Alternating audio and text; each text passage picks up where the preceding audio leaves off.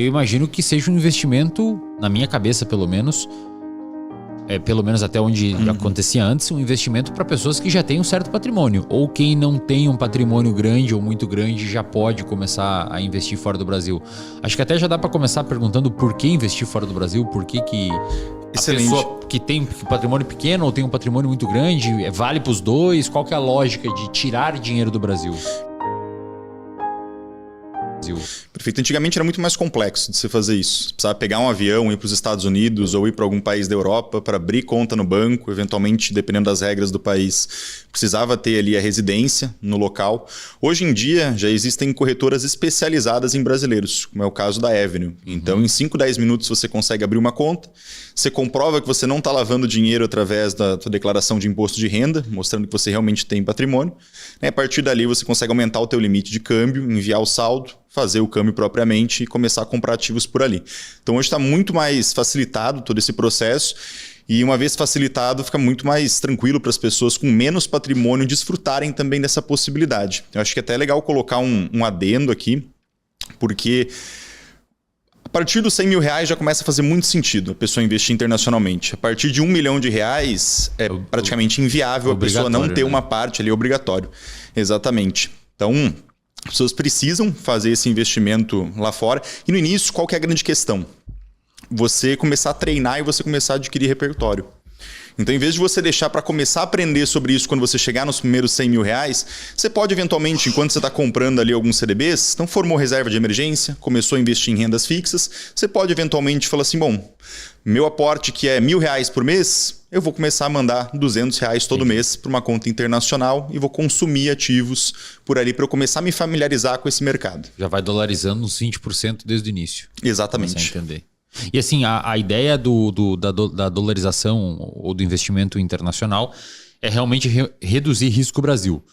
Exatamente. Não só risco Brasil. Se a gente pega, por exemplo, Estados Unidos. Nos Estados Unidos, a população investe cerca de 20% do patrimônio delas, falando de uma média, né, fora dos Estados Unidos. Então, essa é uma lógica mesmo na maior economia do mundo.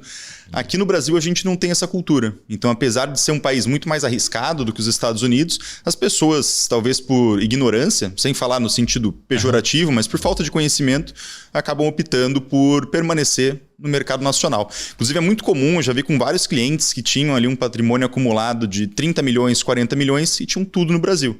Assim, bom, você é um cara que está com a vida resolvida, só que se você não tem um patrimônio internacional e a situação complicar demais por aqui, ferrou, você né? vai estar tão lascado quanto o cara que tem ali 100 mil reais na conta. Eu vejo quase como lá no primeiro episódio, ou no segundo, acho que segundo ou terceiro episódio, você falou que dentro da sua carteira de investimento é importante você ter diversos ativos para não colocar todos os ovos na mesma cesta. Né? Exatamente. Para você não comprar uma ação específica ou não direcionar o seu dinheiro a um fundo específico, para justamente se existir uma volatilidade de mercado muito abrupta, você não frente à necessidade de precisar tirar aquele dinheiro, você não perder todo ele, né? Como acontece quando uma pessoa coloca todo o dinheiro num lugar só. Pelo que eu estou entendendo, essa lógica de investir internacional é a mesma coisa, só que no sentido macro. Você não deixar todo o dinheiro num país, assim como você não deve deixar todo o seu dinheiro dentro daquele país numa ação. Então você vai expandindo camadas de diversificação para no final do dia proteger o seu patrimônio. Exatamente isso. E é legal essa lógica que você colocou, porque na verdade o mercado americano ele é muito semelhante ao mercado brasileiro, que é semelhante ao mercado no Japão, a gente pode falar mercado asiático em geral, que é muito semelhante ao mercado europeu. Então, no final das contas, quando a gente fala de rendas fixas, quando a gente fala de ações, de fundos imobiliários, de crédito privado, crédito bancário, títulos públicos, são ferramentas que foram criadas justamente para solucionar problemas e que permitem que a pessoa consiga, né, a pessoa que tem dinheiro, né, o que guarda todos os meses para ter dinheiro, consiga obter renda fazendo esses investimentos. Então, boa parte do que a gente conhece hoje no Brasil de investimentos, que a gente já estudou, inclusive nas aulas anteriores, foi criado em outros países. A gente viu a questão das ações, a gente falou que os REITs foram criados nos Estados Unidos, ali por 1960. Então, isso veio de outros países, mas como a ideia é boa, você replica o mesmo conhecimento no mercado nacional. Agora, eu fiquei chocado que 20% dos americanos investem fora dos Estados Unidos, porque, teoricamente, é uma das economias mais fortes do mundo. Talvez tirando a China hoje, sei lá se a Índia está vindo forte, seria como você tirar o seu dinheiro de um dos cofres mais seguros do planeta e colocar em outros cofres, porque a tese de que a diversificação ainda assim protege mais do que um cofre muito forte. Exatamente. É exatamente que legal, isso. Cara. E é muito fácil você conseguir diversificar. Até que a gente vai falar depois. A gente vai falar aqui principalmente de investimentos nos Estados Unidos. A gente utiliza os Estados Unidos como um veículo para acessar o mundo inteiro. Uhum. Então é a partir de uma conta ali que a gente vai acessar mercado dos Estados Unidos também, mas pode acessar Canadá, pode acessar América Latina. Você consegue comprar ações brasileiras, por exemplo, através do mercado americano, vai poder acessar mercado asiático, mercado europeu. Então, para lá é muito fácil de você conseguir se posicionar em outras economias, né? Ou inclusive comprando um único ativo, se posicionar nas maiores empresas do mundo todo, para que você consiga já diversificar. Hein, Rafa? E assim, existe algum exemplo no mundo, obviamente existe, né? Uma pergunta retórica. Existe algum exemplo no mundo que a gente tem uma didático assim do porquê que é importante diversificar? Talvez a Argentina seja mais... Acho que a Argentina e Venezuela são os dois principais exemplos, né? Então a Argentina já foi um país muito rico, eles tinham aquele ditado, né? Os europeus falavam da Argentina, né, de um ditado interno de rico como os argentinos, então era um país extremamente rico. A Venezuela é bem interessante, porque quando você olha a Venezuela é como se eles estivessem com, né, o hack do GTA de dinheiro infinito, porque eles têm a maior reserva de petróleo do mundo. Então, se você olhar para Dubai, a Venezuela era para ser uma Dubai, no final das contas, se tivesse um modelo de gestão semelhante. E aí muita gente alega que foi por conta de embargos econômicos, eu acredito que foi por conta de falhas na gestão, que a situação complicou tanto, e uma vez que você começa a falhar na gestão, você perde o controle de algumas coisas importantíssimas, como é, por exemplo, o caso da inflação. Te mostrou na aula 2 um vídeo do pessoal fazendo bolsa com o dinheiro da Venezuela, de tanto que isso perdeu o valor de compra. Então, eu acho que é legal comentar que muitas vezes a pessoa pode fazer tudo certo ao longo da vida inteira. Então, imagina um funcionário público que ganha... Cara, perdão, desculpa te atrapalhar, mas para não fugir desse exemplo, eu acho que a Argentina é o melhor exemplo que a Venezuela, cara, porque ao contrário da Venezuela, a Argentina vive um regime de governo mais parecido do que com o Brasil. Sim. Então o cara vai falar, pô, mas na Venezuela tem um ditador, tem uma questão econômica, pode ter embargo, sei lá, etc e tal. É um governo onde o Estado é muito grande, o cara tem mão de ferro. Mas a Argentina, a gente não tinha essas conversas de ditador e tal. A Argentina foi por decisões econômicas que foram feitas de forma equivocada do ponto de vista de governança. O que rolou com a Argentina que chegou no nível que chegou? Principalmente... E por que o cara que estava na Argentina na década de 50 e dolarizou se salvou, enquanto o cara que não dolarizou não se salvou? O cara que dolarizou, na verdade, em todas as etapas conseguiu ir se salvando, né? Inclusive, hoje em dia tem muita gente que dolariza. Se for para lá, para a Argentina com dólares... Mas pode dolarizar? Pode. Eles não trancaram? Inclusive, o pessoal aceita dólares. Mas eles não... Por exemplo, agora há pouco eles não... Quando o governo dá problema do ponto de vista econômico, eles não trancam a saída de dinheiro?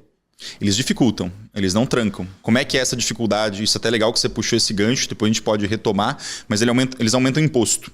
Então é aquela situação, você pode mandar 100 mil dólares para fora da Argentina, mas vai chegar só 70 lá. 30 vai para o bolso do governo. E aí fica completamente desestimulante. Pensa que no Brasil a gente está falando ali de 0,38% a 1,1%. Na Argentina, isso com vários impostos pode chegar a mais ou menos uns 30%. Entendi. Né? Mas aí o que rolou na Argentina rapidamente, só para a gente... Rapidamente foram uma sequência de políticas, principalmente no âmbito trabalhista e social. Então você começa a gerar diversos incentivos para as pessoas não trabalharem, desincentivos para as pessoas trabalharem, desincentivos para o empresário conseguir, né, contratar cada vez mais pessoas.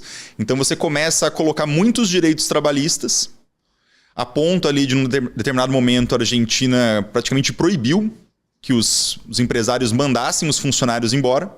E o que aconteceu? A maioria falou assim, bom, a partir do momento que eu não posso mandar embora um cara que não está trabalhando bem, eu também não vou sair contratando. Sim. Porque se o cara não for bom, eu não tenho mais essa liberdade de mandar embora. Então, todas as besteiras que acontecem, geralmente nesse sentido, são besteiras bem intencionadas. Então, você arruma uma solução que aparentemente, idealmente, parece que vai dar certo, mas quando você olha para isso na prática, ou você raciocina um pouquinho em cima dessa situação, principalmente sobre a ótica dos maiores pagadores de impostos, que são justamente os empresários, os maiores geradores de emprego, que são justamente os empresários, quando você dificulta a vida deles, fica inviável do cara conseguir empreender, começa a não fazer sentido ele expandir, tanto é que hoje as pessoas mais ricas da Argentina vieram para o Brasil, estão morando no Uruguai, já foram embora, já não estão mais ali, né? Perfeito, perfeito. E no caso, quem dolarizou nesse período, então quem fez esse investimento internacional meio que se salvou, né? Exatamente. O caos que está na Argentina. Eu acho que é legal para contextualizar, porque imagina um funcionário público que ganha na faixa dos seus 20 mil, se fosse equivalente à moeda do Brasil. E esse cara, ele guarda dinheiro todo mês. Então ele está ali vivendo com seus 10, 12 mil reais e guardando de 8 a 10. Ele faz isso ao longo de 30 anos. Então ele é um cara que vai acumular ali na faixa dos seus 5, seus 10 milhões. Um grande patrimônio porque guardou muito ao longo do tempo. Se esse cara se posicionou com todo esse dinheiro só no Brasil, o que é extremamente comum, o cara vai comprando imóveis, o cara investe em rendas fixas no Brasil, eventualmente um título ou outro um pouquinho mais arriscado.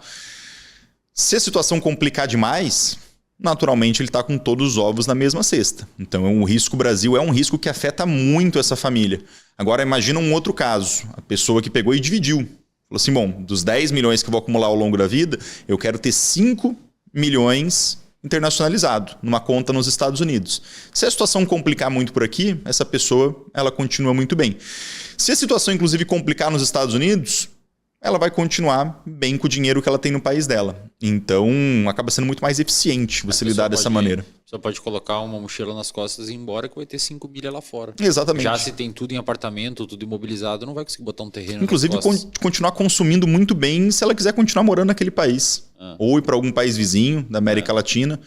Porque o dólar, querendo ou não, apesar de ser uma moeda que também tem movimentos inflacionários, ela é muito menos inflacionária do que um real, do que um peso argentino, um peso mexicano. Uma coisa que é foda falar isso, porque parece que o cara é antinacionalista, ou sei lá, mas é muito complicado, porque quando a gente é empresário e a gente contrata serviços de fora, como é o meu caso, que a gente contrata diversas ferramentas que são dos Estados Unidos e não tem aqui no Brasil, e portanto a gente paga em dólar, cara, a gente vê na pele, no dia a dia, no mês a mês, no dia de ver lá a margem de contribuição na empresa, quando tu vê a última linhazinha lá da sua folha de gastos e de faturamento, você vê como o real é quase um dinheiro. Desculpa falar isso, cara, mas é quase um dinheiro de banco imobiliário no mundo.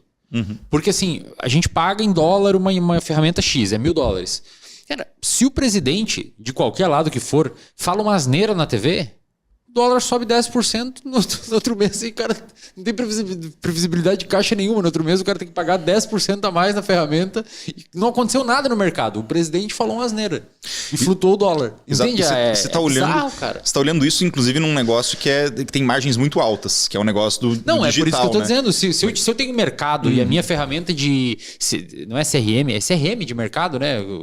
Essa é a ferramenta de gestão do mercado. Ela é internacionalizada e a minha margem de lucro é 3, 4%, que é uma margem comum em varejo. Fudeu, eu tenho que ficar rezando o dia inteiro pro presidente não falar uma bosta na ONU ou sei lá onde. Eu não tô dizendo aqui nem de Lula ou Bolsonaro, o presidente mesmo. Porque o chefe do executivo tem poder, de acordo com a fala dele, em mexendo na moeda, porque a gente fica relacionado sempre ao dólar, que é a moeda forte.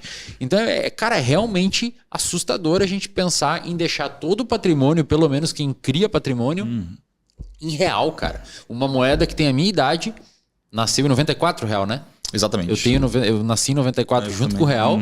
Uma moeda que tem 30 anos e desvalorizou, sei lá quantos por cento já... cerca de... Hoje vale 1/7. Pois é. Que valia anteriormente. Imagina daqui... Eu tenho 30. Imagina daqui outros 30 anos de real.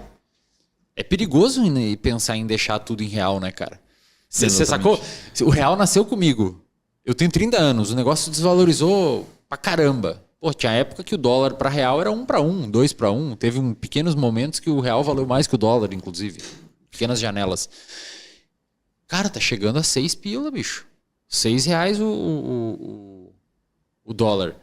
Imagina daqui mais 30 anos se a gente seguir nessa mesma... E na minha análise, que é pessimista, e sempre digo que é, portanto tem um filtro de sempre que me escutem sobre o futuro. Sempre que vão me escutar sobre o futuro, botem um filtro porque eu sou pessimista. Imagina daqui mais 30 anos, quando eu tiver 60, corre o risco do real... A galera tá fazendo... E não porque vai virar Venezuela, mas por conta de um fluxo natural de inflação do dinheiro, que o real, a galera não vai fazer mais nada. Exato. A gente vai ter que ter dólar nota de 1.000... 40, 50 reais. Exato. Tinha uma época que a gente tinha nota de 10, nota de 5, nota de 1, moeda de 50 centavos, moeda de 10 centavos. Hoje já tem nota. Tem nota de 200 hoje? Tem nota de 200. A galera não Lobo pensa Guará. em casa. Por que tem uma nota de 200? Porque ninguém mais consegue andar com 20 notas de 10 reais no bolso. Isso é inflação. Quanto mais alta for a nota, é tipo no Zimbábue. Tem nota no Zimbábue de $1 milhão zimbabuenses. Exato. Na Argentina é nota de 2 mil e Então, mesmo cara, assim são notas que... tem que ter um calhamaço para pagar uma É uma conta. trabalheira para pagar bizarro, uma conta. bicho. Exatamente. Você vai, por exemplo, encher o tanque do carro, mesmo a gasolina lá sendo barata, você vai pagar 22 mil, Então, assim, 24 mil. Pra gente ir já para as opções de investimento lá fora, para não ficar muito nesse tema. É porque, cara, assim como eu tive que ser convencido, e olha que acredito que eu tenho uma abertura a novas ideias, particularmente acho que é uma virtude minha, eu consigo, frente às evidências, mudar de ideia. Eu sou bastante inflexível intelectualmente por uma série de pontos, mas se você me apresenta uma boa evidência, eu mudo minha opinião. E tu sabe disso, eu mudo sempre minha opinião. E me foi apresentado uma boa evidência do porquê que é importante dolarizar. E quando você entende, você submete aquela informação ao escrutínio racional e você entende que aquilo ali de fato faz sentido, eu tô aqui fazendo esse mini discurso para você que está aí do outro lado da tela. Se você tem dinheiro no Brasil, patrimônio no Brasil, ninguém está falando para você jogar tudo para os Estados Unidos porque o Brasil vai virar Argentina, vai virar Venezuela, vai virar sei lá o quê.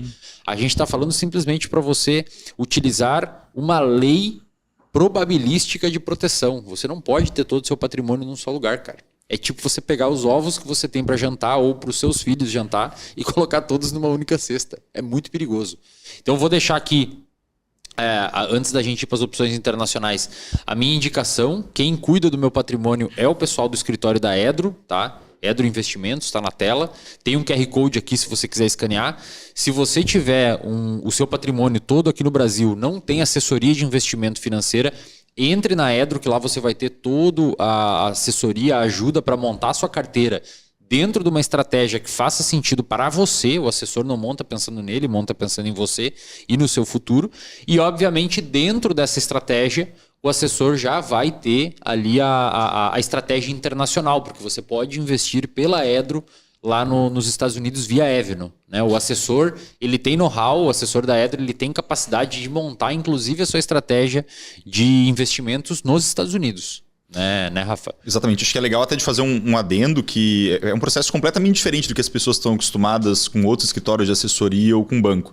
Eu hoje passo a primeira reunião, cerca de 50 minutos a 1 hora, falando só da vida da pessoa, entendendo aspectos familiares, aspectos profissionais, objetivos, expectativas com relação à assessoria, finanças pessoais. A gente só vai falar de investimentos na segunda reunião.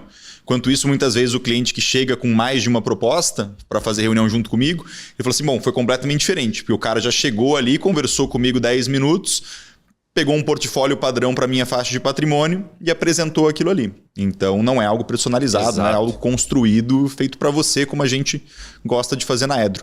Eu acho que é legal fazer um exercício mental complementando isso que você comentou, que é só a gente imaginar, por exemplo, pensa no tio mais rico que você tem. E imagina que esse cara quer te ajudar financeiramente, ele vai te dar ali, né, uma mala cheia de dinheiro. Só que você tem que tomar uma decisão. Essa mala ela pode vir com R$1 milhão, ela pode vir com o equivalente a esse R$1 milhão em dólares, e ela pode vir meio a meio, metade real, metade em dólar. E aí você toma a decisão de qual mala você escolheria com uma única questão. Só vai poder abrir essa mala daqui a 10 anos. Então tem um fator tempo ali.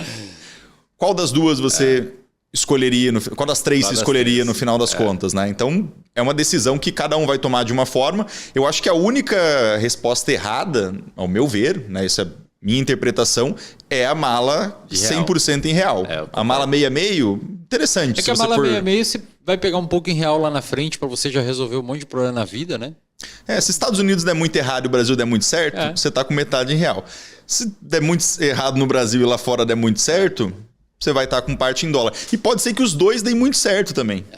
Então, e se os dois der muito errado, aí acabou, a sua última preocupação vai ser a mala. Exatamente. Se tudo der os dois der errado, a última preocupação... Porque o mundo explodiu e teve uma guerra. Exatamente isso. Perfeito. Legal, então se você tiver interesse, escaneie aqui o QR Code. Obviamente, se você tem o seu patrimônio mais alto, se você tem uma faixa de patrimônio mais alto, você vai ter um atendimento do Rafa, dos nossos sócios lá da Edro.